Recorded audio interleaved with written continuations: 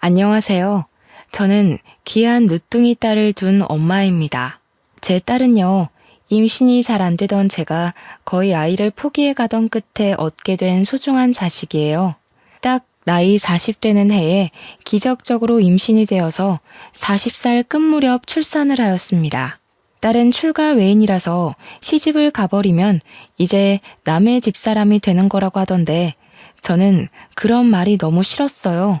제 배 아파 낳은 자식을 마치 다른 집에 바치기 위해 낳은 것처럼 함부로 말하는 것 같아서였죠. 우리 딸은 어딜 가더라도 내 집사람이고 내 딸이라는 걸 저는 항상 딸에게 말을 해줘요.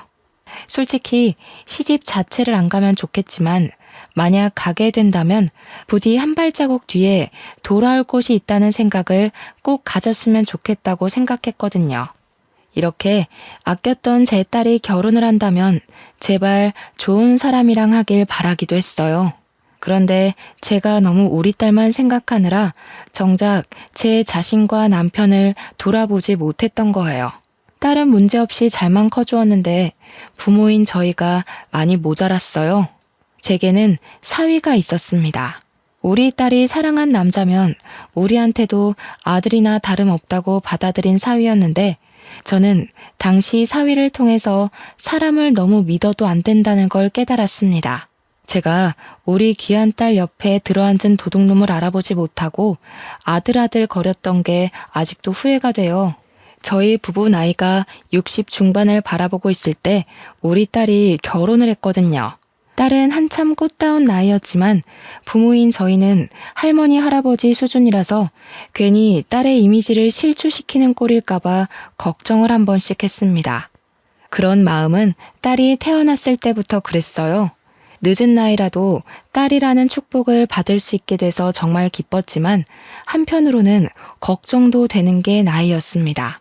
주위에서 애를 너무 늦게 가지면 나중에 아이가 부모님을 부끄러워한다는 말을 들었거든요.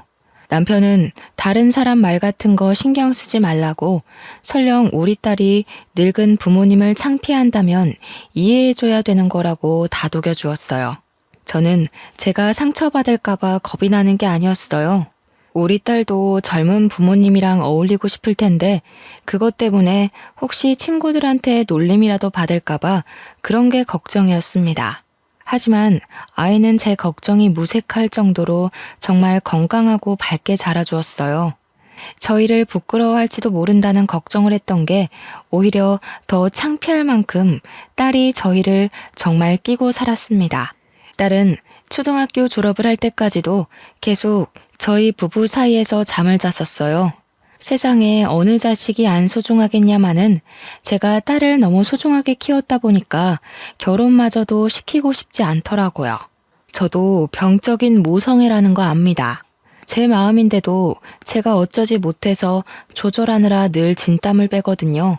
최대한 딸이 좋다고 하는 대로 살게 해주고 싶었는데 딸의 결혼은 제게 좀 큰 산이었어요. 막상 딸이랑 떨어질 생각하면 상상만으로도 눈물이 나더라고요. 그래서 남들 몰래 딸이 결혼하고 싶다는 남자만 안 데려왔으면 좋겠다. 그렇게 바라며 살았습니다. 그런데 딸의 인생이 어디 제 마음대로 되나요? 제 딸이 대학을 졸업하자마자 제가 그토록 기피하고 싶은 상황이 닥쳐버렸어요. 요즘 애들에 비하면 너무 빠른 나이에 결혼하고 싶은 남자가 생겨버린 거예요. 딸이 행복해하면서 무작정 소개해준 청년은 풍채가 좋고 수더분하게 생긴 사람이었습니다. 곰돌이상처럼 생겼는데 솔직히 첫인상으로 봤을 때는 우리 딸이 좀 더 아까웠어요.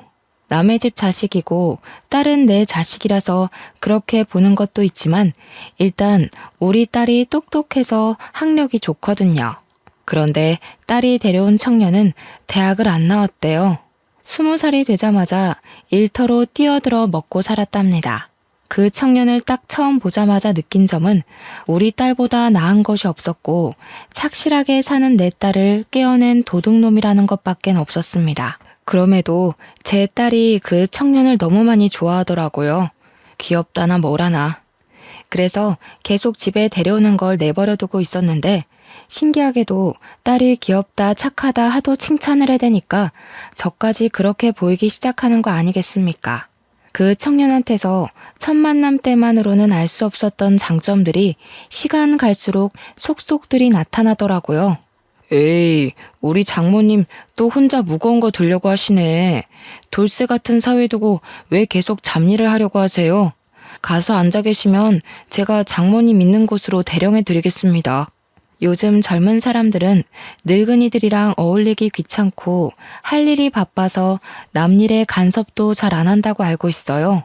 그런데 이 청년은 자기를 사위라고 지칭하고 저를 장모라고 불러주면서 집안의 굳은 일을 전부 도맡아 해줄 뿐더러 애교가 엄청 많더라고요. 우리 딸만으로도 웃을 일이 많은데 난생 처음으로 남의 자식 때문에 하하 웃어보기도 했습니다. 이처럼 제가 결혼을 허락했던 건 사위 성격이 너무너무 좋았기 때문이었어요. 사위의 다른 것이 전혀 안 보일 정도로 오로지 성격에만 매료가 되어버린 거죠. 그리고 이건 좀 나중에 들은 사실인데 사위가 우리 딸을 굶기지 않을 정도로 재력이 충분한 사람이더라고요. 가난한 사위라면 우리 딸이 같이 등골 빠지게 고생을 해야 되잖아요. 이왕 결혼하는 거 잘 사는 놈이랑 했으면 했는데 우리 사위가 딱 그 짝인 게 아니겠습니까? 그리고 무엇보다 제가 100점짜리 사위라고 생각했던 건 사위 사정을 들어보니 사위한테는 부모님이 안 계시는 것 같더라고요. 어릴 적 안 좋은 사고로 일찍 돌아가셨다고 했습니다. 그 사실이 너무 안타깝고 마음이 쓰였지만 다른 마음으로는 살짝 안심이 되었어요. 우리 딸이 시집살이로 고생하는 건 제가 절대 못 보거든요. 아마 사돈댁이 없어서 제가 사위를 더 따뜻한 마음으로 품지 않았나 싶습니다. 그리고 사위가 우리 남편한테 크게 점수를 따인 부분이 있는데요. 사위가 하는 일이 바로 골프장 사업이더라고요. 제 남편이 마침 골프광이라 부를 정도로 골프에 빠져 있는 사람입니다.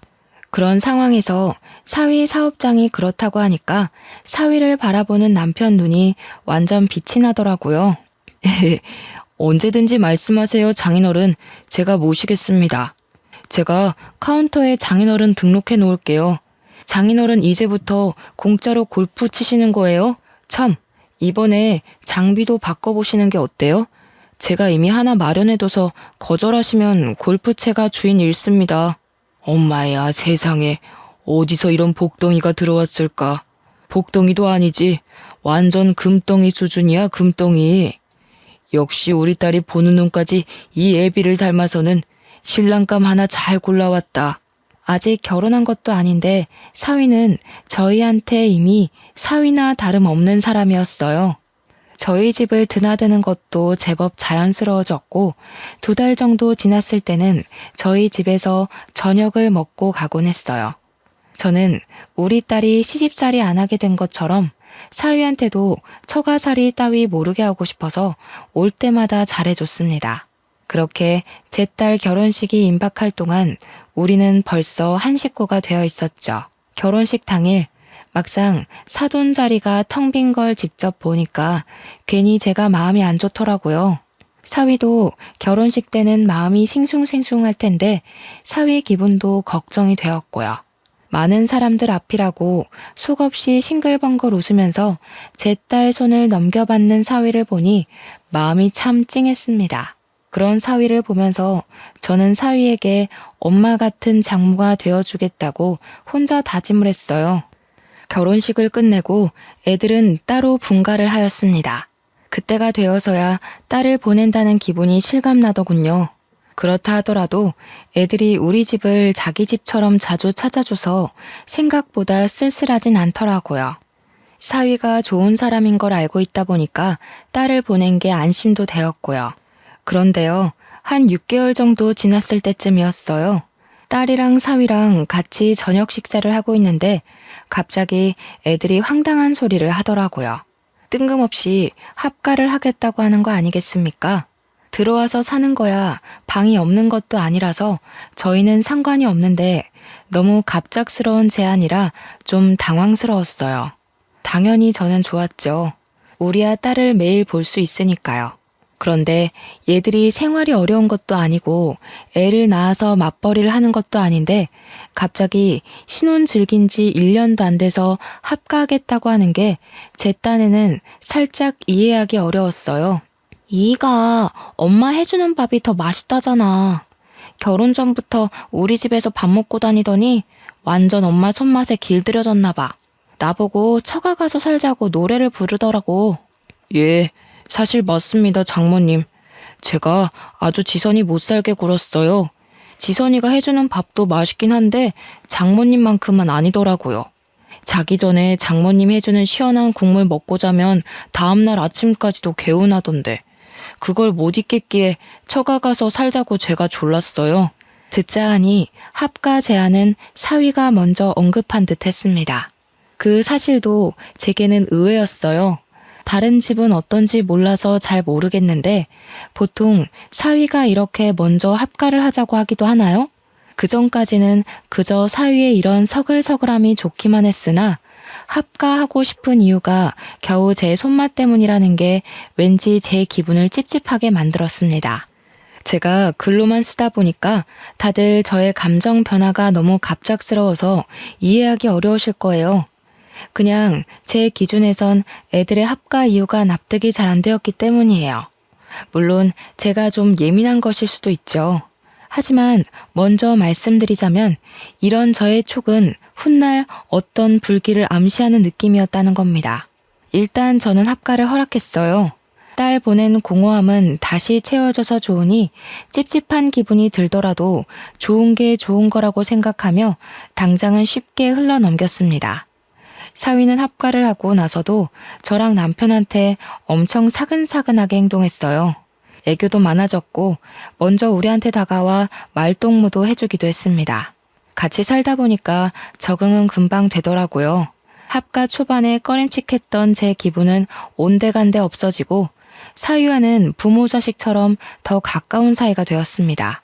이게 다 사위의 노력 덕분이라고 생각했어요. 근데 두 분은 휴대폰 잠금이 안 돼 있네요? 요즘에는 잃어버린다고 찾아주고 그런 거 잘 없는데. 야근 사람들도 훨씬 많아졌어요. 그러다 큰일 생기면 어쩌시려고요. 그래? 아이고, 근데 그런 거 다 귀찮아. 늙은 사람 휴대폰이라서 잃어버려도 볼 거 하나도 없는데 뭘. 전화기가 비싼 것도 아니고 골동품 쥐어봤자 자기들만 손해지. 장인어른 너무 안일하시다. 여기 보니까 은행 앱들도 다 깔려있는데요. 이거 비밀번호 걸려있어도 제대로 해킹하는 사람이 주우면 바로 털려요. 휴대폰이 비싸고 말고가 중요한 게 아니라 안에 내용물이랑 신상 정보 털리는 게 무서운 거라고요. 아이고야, 그걸 몰랐네.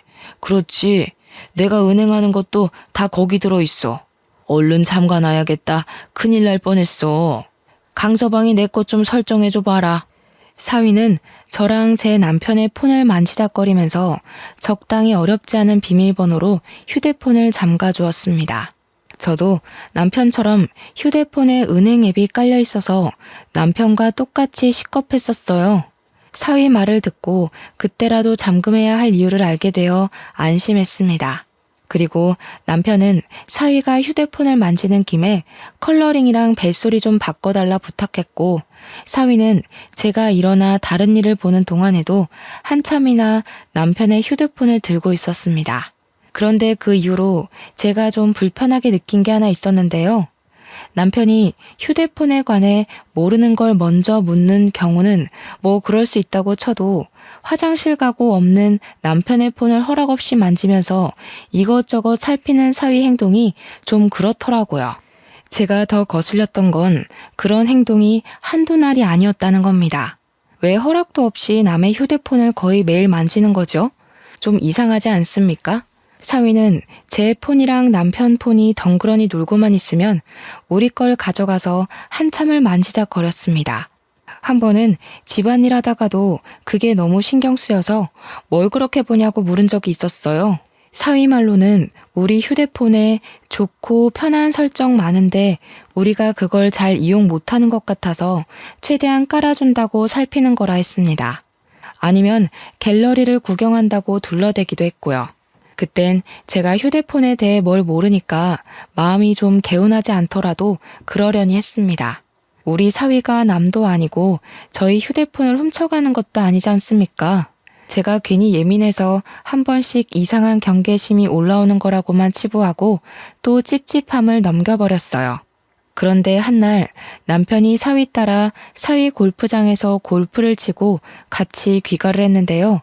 이번에는 아예 사위가 남편 폰을 들고서 들어오더라고요. 그 옆에서 남편은 표정이 어두워 있었는데 분위기가 심상치 않아 보여서 무슨 일이냐고 물었었습니다. 아니 글쎄, 내 폰이 해킹당한 것 같아. 강서방이 급하게 봐주고 있긴 한데 어디 돈 빠져나간 건 아닌지 모르겠어. 뭐? 어쩌다가? 해킹 그거 무서운 거 아니야? 아이고야, 이거 큰일이다. 당신 적금 목돈도 다 전화기 안에 있잖아. 그래서 창고는 들렸어? 가서 돈 안 빠져나가게 통장이라도 정지시켜야지. 해킹이란 것은 제게 무척 낯설기도 했고 엄청 나쁘고 위험한 거라고 딱 그 정도만 알고 있어서 당시에는 정말 큰일이 난 줄 알았습니다. 아직 무슨 일이 났다고 사위가 말해주지도 않았는데 이미 남편 통장에 있는 생돈이 모두 날아가 버린 줄 알았죠. 제가 남편보다 더 심장이 벌렁거려서 딸이랑 같이 준비하던 식사도 놓고서 사위 옆에 붙어 있었어요. 지레 겁을 먹은 저와 남편과 달리 사위 표정과 목소리는 평온하기만 했는데요. 사위가 계좌 정지시킬 필요까진 없을 것 같다고 해서 우선 한숨 덜고는 있었습니다. 그러면서 사위는 남편한테 이것저것 눌러달라며 휴대폰을 근근히 내밀었고 생년월일, 주소, 주민번호 등 인적 사항을 물어봤습니다. 남편은 아무런 의심 없이 술술 불었고요. 방에서 민증까지 찾아와 사위에게 날름 주었어요. 남편도 일이 어떻게 돌아가는지 보기라도 하려고 돋보기를 끼고서 사위 하는 걸 유심히 지켜봤는데요. 나는 보더라도 아무것도 모르겠네. 일단 큰 문제는 넘긴 거 맞다니까 마음이 놓인다. 그래도 집에 똑똑한 강서방이 있어서 이런 것도 바로바로 해결되고 우리가 사위를 참 잘 뒀어. 여보, 우리 저번에 전복 산 거 있지? 그거 좀 손질해서 강서방 좀 먹입시다. 남편이 속 좋게도 심각한 와중에 허허 웃길래 제가 남편 등짝을 탁 때리며 어디 정신 빼놓고 있다가 해킹 당할 뻔한 위험까지 경냐면서 나무랐어요. 뒤늦게 남편한테 쓴소리 좀 할 수 있었던 건 사위 덕분에 그나마 불안을 내려놓은 후였기 때문이에요. 저와 남편이 투닥거리는 사이에 사위는 뭔가를 끝냈는지 남편에게 폰을 돌려줬는데요.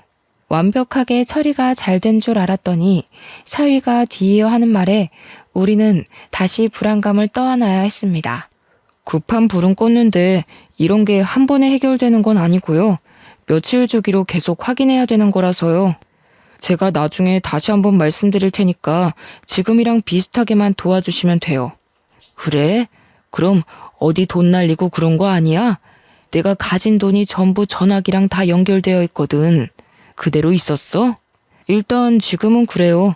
통장 같은 데는 전혀 문제가 없었고 대신 해킹 바이러스가 다른 방향으로 안에서 돌고 있을 수 있거든요.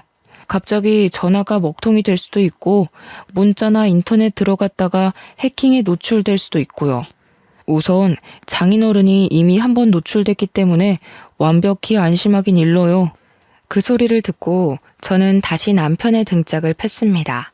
제 개인적인 적금은 제게 있지만 저희 현금 재산도 그렇고 공동명의 재산도 그렇고 대부분의 재산이 남편 손에 있었거든요. 남편도 겁에 질리긴 했는지 저한테 맞으면서도 사색이 되어 반응을 보이지 못했습니다. 사위는 난리가 난 저희더러 괜찮을 거라고 자기만 믿으라고 달래주었어요. 그 뒤로 사위는 남편보다 더 남편 폰을 많이 들고 있게 되었습니다. 한 번은 제가 우연찮게 사위하는 걸 본 적이 있었는데 사위가 아무렇지 않게 남편의 은행 앱에 접속해서 비밀번호를 치고 있더라고요. 사위가 가족이긴 하지만 솔직히 순간적으로 심장이 쿵 떨어지는 느낌을 받았어요. 어쨌든 피 한 방울 안 섞인 남이 우리 남편 통장을 아무렇지 않게 들락날락하니까 제가 다 당황스럽더라고요. 사위한테는 차마 묻지 못했고 남편한테 가서 사위가 왜 당신 은행 비밀번호를 알고 있냐고 다급하게 물어봤더니 남편 하는 말이 사위가 자기한테 일일이 찾아다니면서 비밀번호 눌러달라 하기 번거로우니까 그냥 번호를 알려달라고 했다더라고요. 그래서 외우고 있는 거래요. 그것까진 제가 몰랐던 사실입니다. 저희 딸도 남편 통장 비밀번호 모르거든요. 그런데 사위가 알고 있다는 게 좀 해킹 문제 때문에 어쩔 수 없다고 하지만 엄연히 재산 공개나 다름없는 거라서 조금 당황스럽고 불편했습니다. 어쨌든 사위 부탁대로 남편은 몇 번이나 사위를 도와 폰을 맡겼어요. 그 일이 오죽 지속이 되었으면 아직도 해킹 문제가 남았냐며 딸까지도 의아해 하더라고요. 하지만 사위는 그저 진지하고 꼼꼼하고 심각하기만 해서 아무도 건드릴 수가 없었습니다. 그러다 남편 일이 제대로 해결되기도 전에 제 심장이 한 번 더 바닥을 친 적이 있었는데요. 여느 때처럼 평범한 날에 저한테 문자 하나가 도착했었습니다. 파란색 글씨가 반짝반짝한 게 뭘 누르게 되어 있어서 그걸 생각 없이 눌렀거든요. 그런데 언제 나타났는지 갑자기 뒤에서 튀어나온 사위가 제 폰을 뺏으면서 막 열을 내며 침을 튀기는 겁니다. 장모님, 그런 거 함부로 누르시면 안 돼요. 아, 망했다. 장모님 폰까지 털린 것 같은데. 이런 게 제일 흔하게 해킹당하는 방법이라고요. 이거 빨리 알아봐야겠는데요? 뭐? 아유, 그럼 어쩌나? 어떻게 좀 해봐. 나는 그냥 뭘 눌러야 하는 건가 싶어서 생전 그런 게 안 오더니 왜 갑자기 그런 게 날라오고 난리래? 너네 장인어른 문제 때문에 혹시 나한테까지 날라오고 그럴 수 있는 거야? 그건 더 알아봐야 돼요. 아마 그랬을 수도 있고요. 아니면 요즘 이런 수법은 흔해서 막 뿌리는 방법이거든요. 잘 아는 사람들은 이미 의심부터 해서 웬만하면 안 누르는데 장모님은 모르셨으니까 어쩔 수 없죠.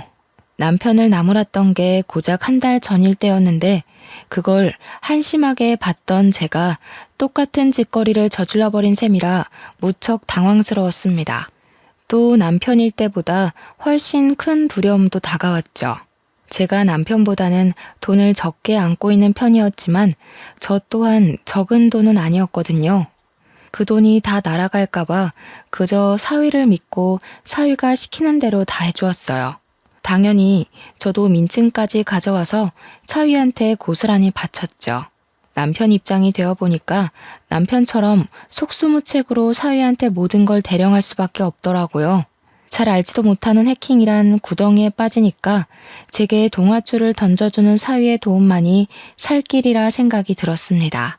그게 썩은 동아줄인지 가시 박힌 동아줄인지 그런 것도 판가름할 정신이 없이요.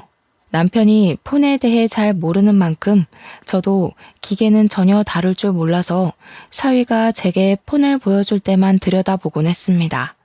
제 것도 남편 것처럼 며칠이 걸렸어요. 저는 남편처럼 밖을 쏘다니는 사람이 아니기 때문에 집에만 있었는데 그래서 사위도 제 곁에서만 폰을 만졌습니다.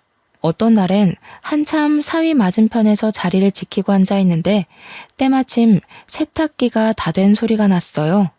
그 바람에 잠깐 자리에서 일어났다가 일어난 김에 사위가 누르고 있는 화면을 보게 되었습니다. 무슨 비대면 실명 인증 절차? 이해하긴 어렵지만 의문스러운 문구가 적혀 있는 겁니다. 역시 옛날 사람인 제가 빠르게 알아차리기엔 어려운 용어라서 그대로 세탁실에 갔고 잠깐만 있다가 다시 사위가 있는 곳으로 돌아왔습니다. 그러면서 또 사위가 뭘 하고 있나 화면을 슬쩍 보았죠. 이젠 화면에 모바일 신용대출 신청서라 적힌 글자가 있더라고요. 대출 신청서? 그 정도는 저도 알아들을 수 있는 말이었습니다. 대출한다는 거잖아요. 그런데 대출이랑 해킹은 관련이 없지 않습니까? 사위가 손가락을 빠르게 돈 올리면서 열심히 제 신상 정보를 신청서에다 적어 내려가는 중이었어요. 거기다 대고 제가 뭐 하는 거냐고 대놓고 물어봤죠. 그랬더니 사위는 제가 뒤에 온 줄 몰랐던 건지 제 목소리에 비명을 지르며 휴대폰을 놓쳤습니다. 제가 그걸 주우려고 하자 사위가 그 퉁퉁한 체격으로 아주 잽싸게 주워서 멀찍이 도망가 버렸어요. 그러면서 저더러 자기가 놀랐던 감정만 호소하더라고요. 그런 것도 다 해킹 알아보기 위한 하나의 방법이라면서 다 생각이 있어서 그러는 거라고 신경 쓰지 말라 했습니다. 그때부터 저는 뭔가 이상하다는 걸 눈치챘어요. 그래서 사위가 출근하고 집에 없을 때 딸을 불러다가 물어봤습니다. 내가 아무리 생각해도 대출 신청서는 대출을 할 거라는 의미 같거든? 도대체 그런 걸 신청해서 어떻게 해킹 바이러스를 잡는다는 거냐? 엄마가 잘 몰라서 그러는데 정말 그런 게 있긴 해? 그런 게 있을 리가 없지. 뭔가 이상한데? 엄마, 제대로 본 거 맞아? 나도 해킹에 대해선 잘 모르긴 한데 대출 신청서로 해킹 잡아낸다는 건 듣도 보도 못했어. 엄마가 잘못 본 걸 거야. 감히 장모 이름으로 대출 신청하는 사유가 어딨겠어. 아니라니깐. 이 엄마가 다른 건 다 안 좋아도 시력 하나는 건강하잖니. 정말 대출 신청이라고 돼 있었어. 네가 나중에 사위한테 슬쩍 한번 물어봐봐. 에이, 엄마는 아직도 사위가 어떤 사람인지 몰라? 그 순둥순둥한 사람이 어디 그런 꼼수를 부릴 만한 배짱이 되겠어? 말이 되는 소리를 해야지. 딸이 제 말을 믿지 않으며 설렁설렁 대응을 하길래 저는 난생 처음으로 딸에게 언성을 높이면서 똑똑히 봤다고 지금 엄마 바보 취급하는 거냐고 호소를 하였습니다. 절대 잘못 본 거 아니니 제발 좀 알아봐 달라고 사정까지 했어요. 그랬더니 딸은 제 반응에 당황해서 저를 달래주었고 이내 곰곰이 생각하더니 나중에 사위 오면 물어보겠다고 했습니다. 그리고 그날 밤 딸이랑 사위 다투는 소리가 거실 밖까지 새어나왔어요. 미친 거 아니야? 당신 지금 우리 엄마 아빠한테 사기친 거야? 제정신이 아니고서야 어떻게 장인 장모 돈을 빼먹을 생각해? 내 상식선에선 진짜 이해 안 되거든? 무슨 이런 인간 말종이 다 있어? 무슨 말이 그따위야. 힘들면 부모 되는 사람이 자식 뒤에서 등 좀 밀어줄 수 있는 거 아니냐? 장인 장모님이 사위 미천 대줄 능력이 안 되니까 대출이라도 받으려고 했던 건데 뭘 사기꾼이야. 야 미친놈아. 그게 사기꾼이야. 허락도 없이 돈 쳐 빼가는 게 사기지 뭐냐고. 이거 완전 도둑놈 새끼네. 진짜 기가 차서 웃음도 안 나온다. 당신 이거 우리 부모님 기만한 거야. 우리 엄마 아빠가 아무것도 모른다고 해킹으로 사기나 치고 대놓고 개인정보 캐묻고 어쩜 그렇게 뒤통수를 칠 수가 있어? 알고 보니 사위가 저랑 제 남편이 허술하게 휴대폰을 관리하는 걸 파악하고서 저희 이름 앞으로 대출을 받아 자기가 쓰려고 했던 거였습니다. 해킹을 당했다는 거는 역시나 아무것도 모르는 저랑 남편에게 거짓말을 한 것이었고 사위가 저랑 남편을 물로 보고서 대놓고 속여먹은 거였어요. 듣자 하니 이미 대출을 몇 번 받았더라고요. 액수가 한 6천만 원은 되는 것 같았습니다.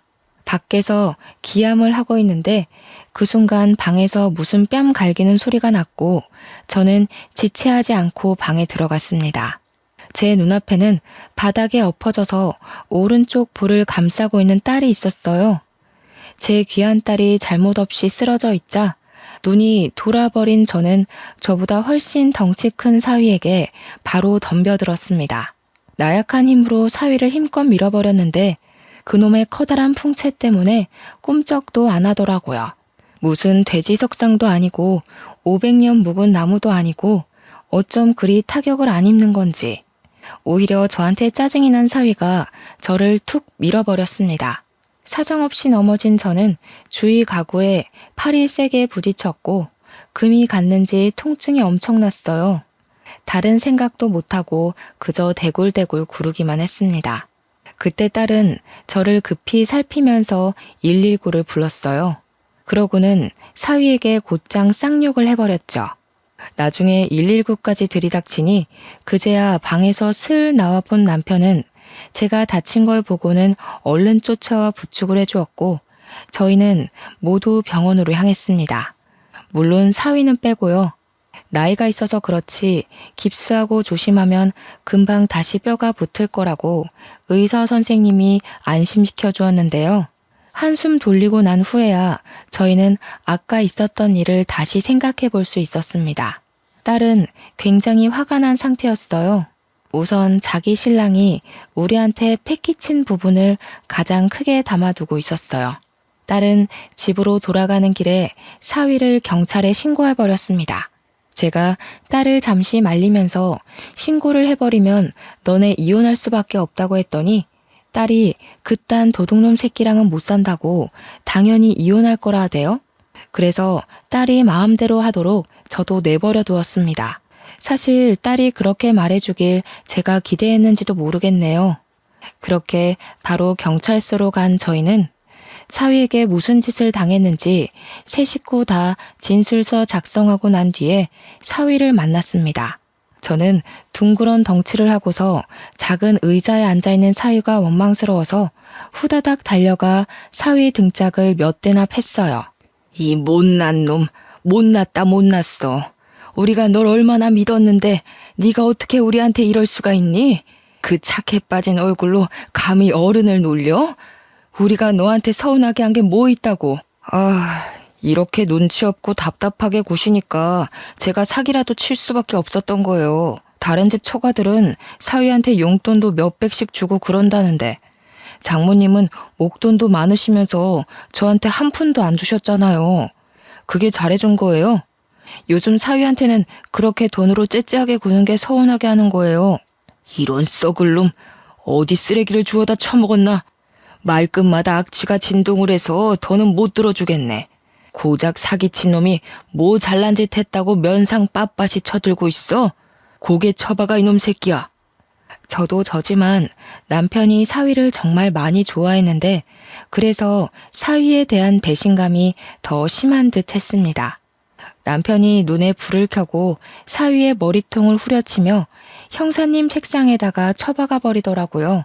평소 골프하느라 팔 근육이 죽지 않고 단련이 되어 있었는데 제가 덤비면 꼼짝도 안 했던 사위가 남편 손짓 한 방에 힘도 못 쓰고 머리를 박았습니다. 심지어 남편은 아무리 생각해도 분이 안 풀린다면서 한 대로 모자라 두세 대는 더 뒤통수를 후려 갈겼습니다. 그러자 처맞고 있던 사위가 짜증을 팍 내면서 벌떡 일어났는데 남편은 사위의 커다란 덩치에 놀라지 않고 바로 발등을 콱 밟으면서 반대다리 정강이까지 차버렸어요. 그렇게 노려보면 어쩔 건데? 이 지옥불에 떨어질 놈 같으니라고. 부모 없다길래 불쌍해서 신경 좀 써줬더니만 아주 우리를 봉으로 보고 있어? 그 머리로 뒷일까지 생각 안 한 거 보니 그냥 똥멍청이가 따로 없구나. 경찰 선생님들 말 들어보니까 자네가 친히 남겨준 내역들이 다 증거가 된다더라. 무슨 말인지 알아? 네가 네 발목 잡은 거라고 이 개놈 자식아. 남편이 말하는 내내 계속 사위를 들고 찾는데도 경찰서에선 말리는 사람이 없었습니다. 경찰들도 제 남편 입장에 서 있었던 거예요. 그 시간이 늦은 밤이라서 보는 눈이 적을 때였기에 경찰들이 눈을 감아준 게 아닌가 싶습니다. 그래서 저랑 딸이 그만 더러운 곳에 손 떼라고 말려줘서 남편이 겨우 참은 거였어요. 남편한테 처맞느라 소리도 제대로 못 내던 사위는 갑자기 일어나서 우리 남편을 폭행죄로 고소하겠다고 연병을 부리기 시작했는데요. 그러니 이번에는 우리 딸이 들고 있던 휴대폰 껍데기로 싸다고를 때렸고 그 젤리 같은 껍데기가 사위의 찰진 살을 몇 대나 더 내리쳤습니다. 나도 당신 쳤으니까 어디 나까지 고소해봐. 누가 이기나 제대로 따져보자고.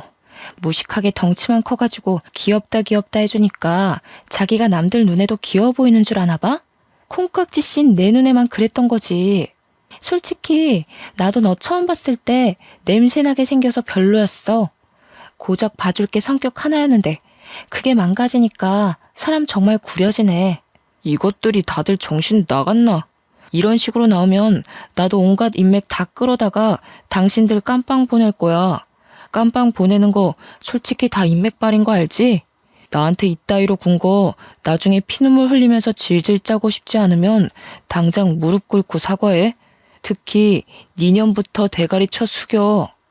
하염없이 자그마한 저희들이 설치는 건 경찰이 눈을 감아줬는데 사위가 우리 딸에게 손을 들자 앞에 있던 형사가 벌떡 일어나서 사위 뒷덜미를 잡아 앉히더라고요. 경찰이 사위한테 닥치고 앉으라 하면서 사기친 게 뭐 자랑이라고 고소고소거리냐고 딱딱한 파일로 사위의 머리통을 몇 번이나 내리쳤습니다. 참, 그리고 이건 조사 과정에서 알게 된 건데요. 사위 부모님이 돌아가신 게 단순 사고인 줄만 알았더니 그게 아니더라고요. 두 분 다 극단적인 선택을 한 거였고 또 사돈 형제들 집안에는 감옥에 갔다 온 범죄자도 있다고 했습니다. 그건 사위가 숨겼던지라 딸도 전혀 몰랐던 사실이라고 합니다. 올바르지 않은 집안에서 자란 사위가 정상적이고 바르게 크는 건 좀 어려웠겠네요. 그러니 지금도 남의 등 처먹는 짓 하면서 살고 있는 거겠죠. 심지어 사위 건 줄 알았던 사위 골프장 있지 않습니까? 그것도 다 사기친 거였더라고요. 사실은 사위께 아니라 사위랑 같이 사람들 등 처먹는 짓 하는 양아치 동네 형이라 하대요. 저희한테 써먹은 수법처럼 나이 많은 사람들이 잘 모르는 휴대폰을 가지고 청산유수 말솜씨를 부려 등 처먹고 돈 모아서 골프장을 유지하는 것 같았습니다. 우리 딸은 조사하면 할수록 사위가 자기한테 의도적으로 접근해서 일부러 성격 좋은 척 연기를 했던 거란 걸 알게 되었어요. 그러니 딸이 이거 완전 사기 결혼 아니냐고 머리 끝까지 화가 나서 사위를 한 대 더 쳤고 바로 사위에게 이혼 소송 및 사기죄로 고발을 해버렸습니다. 당연히 사위가 저희 몰래 빼간 돈 6천만 원도 정당하게 청구 요청에 받아낼 수 있었어요. 사위 때문에 다친 팔도 진단서만 제출하면 그에 대한 벌금을 물 수 있다고도 했습니다. 순식간에 모든 걸 잃게 된 사위는 뭔가 잘못 돌아간다는 걸 느낀 건지 그제야 저희 앞에 무릎을 꿇으며 급하게 사정하기 시작했습니다. 잠깐만요. 진정 좀들 하세요. 집안 문제를 왜 이렇게까지 끌고 가는데 우리끼리 대화로 잘 풀 수 있는 거잖아요. 6천만 원 그거 돌려드릴게요. 골프장이 제게 아니긴 해도 6천만 원은 빼내올 수 있어요. 그러니까 우리 서로 소송까진 가지 맙시다. 그래도 살아온 정이 있잖아요. 장인어른, 장모님, 저 아들 같다고 좋아해 주셨잖아요. 세상에 어떤 부모가 아들을 고소해. 아들 같은 소리 하네. 네가 내 딸 옆에 있을 수 있을 때나 아들이지. 내 딸이 너를 버린 이상 넌 그저 똥덩어리 수준밖에 안 돼. 그저 지 목숨 건사하려고 무릎 꿇고 사정하는 것도 보기 역겨워 죽겠다. 그동안 네 목구멍으로 쳐넣은 우리 집 쌀이 다 아까워. 진짜 너무하시네요. 저 부모 없다고 더 이렇게 막대하시는 거죠? 이거 사람 2번 죽이는 거예요. 부모님한테 버림받았을 때 느낀 트라우마가 2분 때문에 다시 살아날 지경이라고요. 이게 사람으로서 할 짓이에요? 시끄럽다 이놈아. 지 부모까지 욕보이게 하는 썩을 놈 같으니라고. 이 와중에도 그저 사기칠 생각밖에 안 하네. 살아보겠다고 어떻게 죽은 네 부모까지 이용해서 나불거려? 그래봤자 하늘이 알고 땅이 알아. 부모 없이 컸으면 더 정신 똑바로 차리고 살았어야지. 그러니까 너는 고작 사기꾼 나부랭이밖에 안 될 운명이었던 거다. 반성 같지도 않은 반성을 해놓고서 사위는 자기가 뭐 대단한 회유라도 보여주는 줄 아나 봅니다. 반성을 해줘도 난리냐고 다시 얼굴색이 돌변해서는 벌떡 일어나 저한테 따졌어요. 역정을 내면서 손찌검을 행사하려고 하길래 이제 그만 경찰한테 연행되고 말았습니다. 그대로 유치장에 수감이 되면서 저희한테 합의받을 기회마저 스스로 들고 차버린 거죠. 그리고 사위가 양아치 형님이랑 같이 운영해왔다던 그 골프장은 경찰들이 바로 압수수색을 나갔는데요. 세상이나 글쎄 그 골프장이 다른 골프장처럼 멀쩡한 곳은 아니더라고요. 법에 위반되는 불법적인 수단 등이 많았다고 했고 거기 신규 아르바이트생 말고 정직원으로 일하는 사람들은 조사를 들어가야 될 정도로 수상한 사람들이 많아서 다 잡혀갔다고 합니다. 당연히 골프장은 잠정적으로 운영 정지시켰고요. 무슨 깡패들 현금 세탁하는 곳으로 이용되고 있다고 했었나? 저는 경찰한테 자세히 전해들어도 뭐 아는 게 없으니 그저 사위가 아주 못된 놈이었다는 것만 기억하고 있어요. 사위 포함해서 몇몇 우두머리들은 징역을 살게 되었다고도 들었습니다. 살면서 깡패를 만나게 되는 일도 드문데 깡패 같은 놈이 우리 사위로 왔다 갔으니 어디 쪽팔려서 이런 얘기를 할 수나 있을지 모르겠네요. 아무리 우리가 늙어서 세상 물정 잘 모른다고 하지만 우리 같은 노인네들도 한 시대에서 청춘을 보내온 사람들입니다. 우리가 젊었을 그 당시에도 마찬가지로 그때의 노인네들은 아무것도 몰랐어요. 그렇다고 사위처럼 젊은 나이 믿고 노인네들한테 사기치는 짓은 안 했다는 거예요. 사기는 그냥 사기일 뿐이에요. 어떤 변명이 붙어도 그건 말 그대로 변명일 뿐이라고 생각합니다. 사기치는데 젊고 늙고가 어딨겠습니까? 젊으면 한 번쯤 사기쳐 볼 수도 있고 늙으면 한 번쯤 사기당해 볼 수도 있고 이런 건 말이 안 되죠. 똑같은 인간인데 같은 땅덩어리에서 같은 목숨을 갖고 사는 사람이 그러면 안 되는 겁니다. 도대체 어떤 마음으로 살아야 사위처럼 결혼까지 해서 돈을 빼올 생각을 하는지 그건 아직도 이해하기 어렵고 잘 모르겠네요. 어쨌든 제 딸은 다행히도 이혼을 했다고 해서 그리 큰 타격을 받은 건 아니지 싶었어요. 친구들이랑 통화하면서 매일 밤 사위 욕을 하는 걸 들었거든요. 만약 재기할 수 없을 만큼 큰 상실감을 얻고 무너졌다면 훗날 이런 이혼 사실이 딸 인생의 트라우마로 남을 만큼 큰일이었다면 저렇게 다른 사람에게 쉽게 얘기하진 않지 않았을까 조심스레 생각해 봅니다. 가끔씩 딸이 저랑 남편한테도 사위 욕을 하면서 정신 빠진 놈 데려와서 미안하다고 사과를 해줍니다. 이제는 만약 결혼 상대가 또 생긴다면 부부되는 기념으로 서로 같이 경찰서에서 명확하게 신원조회나 범죄 조회를 하고 난 뒤에야 결혼하겠다고까지 했어요. 우리 딸이 씩씩하게 마음을 정리한 것 같아서 저와 남편은 많이 안심했습니다. 당분간 딸은 자기 삶에 집중하고 싶다면서 소개팅이 들어오면 한 3년은 거절할 거래요. 그러면서 하는 말이 사실 결혼을 해보니까 좀 피곤하고 재미없더라면서 다시 솔로가 된 기분을 실컷 만끽하고 싶다네요. 저희야 뭐 딸의 의사를 존중해주니까 그저 딸이 웃을 수 있다는 것만으로도 더 바랄 게 없습니다. 그런데 한편으로는 정말 괜찮은 사위가 있다면 진짜 내 식구 잘 살아볼 수 있었을 텐데 하는 아쉬움은 있어요. 그 사기꾼이 아쉽다는 게 아니라 그냥 사위의 존재가 있더라도 딸이 저희에게서 멀어지는 게 아니란 걸 느껴서 그런지 북적거렸던 분위기가 한 번씩 그립긴 하더라고요. 그렇다고 딸이 섣부르게 사윗감을 데려오는 건 또 안 바라네요. 참 욕심도 많죠? 어쨌거나 여러분들도 늘 스스로를 위해 너무 풀어지지 마시고 한 번씩 주의를 경계해보는 것도 나쁘지 않을 것 같아요. 이 사기꾼들도 만만한 사람한테 잘 들러붙더라고요. 우리 서로 조심해서 나쁠 것 없지 않습니까? 그럼 항상 좋은 일만 있으시고 몸 건강하시길 바라면서 저는 이만 쓰도록 하겠습니다. 감사합니다.